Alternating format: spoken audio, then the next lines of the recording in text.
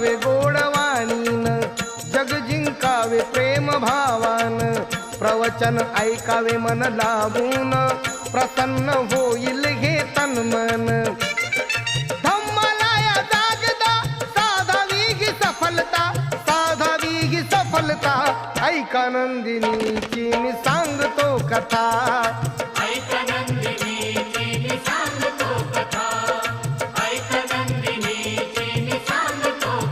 बघून सुकेशिनीचे मुंडण, तिला विचारी भंते कारण, सुकेशिनीने जे कथन केले, ऐकून भंते जी चकित झाले.